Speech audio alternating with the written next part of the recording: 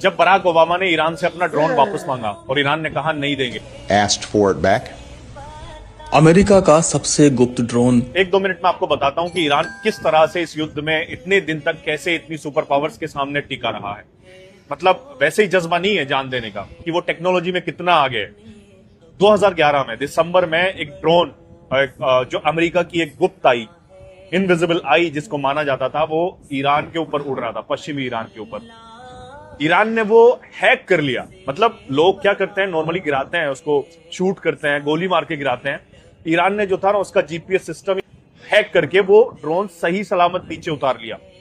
America ने दावा किया कि ऐसे कुछ नहीं है, हैकिंग कुछ नहीं हुई है और उसका फ्यूल खत्म हो गया था, डैमेज हो गया था, इसलिए वो गिर गया है। उसके बाद ईरान ने सबूत दिया, टीवी पर आकर दिखाया कि देखो हमने सही सलामत उतारा है। फिर जब ऐसे पता चला अमेरिका को तो ओबामा ने कहा कि वापस दो हमारा ड्रोन। तब ईरान ने कहा कि नहीं देंगे और नहीं दिया। किया क्या फिर उसने ईरान ने उसको रिवर्स इंजीनियरिंग की। मतलब उसको खोलकर देखा कि क्या क्या इस्तेमाल किया गया है, उसको खोलकर उसमें जो टेक्नोलॉजीज थी नई नई इस्तेमाल की गई, वो सारी अपने ड्रोन्स में इस्तेमाल की। शहीद और कई सारे ड्रोन्स बनाए जो उसने जंग में इस्तेमाल भी किए हैं।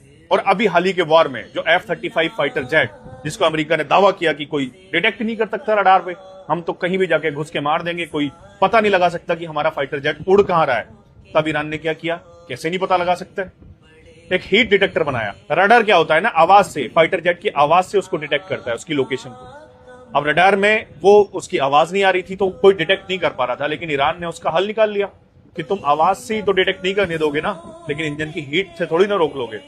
जो इंजन की हीट होती है, फाइटर जेट की जो हीट थी, उससे डिटेक्ट करने के लिए ईरान ने हीट डिटेक्टर बना लिया और हीट डिटेक्टर से उसको डिटेक्ट करके गिरा भी दिया F-35 को। तो टेक्नोलॉजी में भी इतना आगे है, तभी तो इतनी सुपर पावर के सामने इतने दिनों तक युद्ध में डटा हुआ नहीं है। सिर्फ अमेरिका, इजराइल के बहुत सारे बड़े न्यूज़पेपर्स ने दावा किया है कि ईरान जीत गया है। अगर जीतता नहीं तो नेगोशिएशन टेबल पर नहीं आता, नेगोशिएशन की बात नहीं होती। तभी कहते हैं तुमको जीतने के लिए दिलेरी और ताकत के साथ साथ दिमाग की भी जरूरत होती है। जो ये सारी चीजें ईरान के पास भरी हुई हैं, तभी तो इन ताकतों के सामने डटा हुआ है। जो खुद को खुदा मानते थे, कहीं कुछ भी कर देंगे, उनको घुटने पर लाना आसान नहीं है।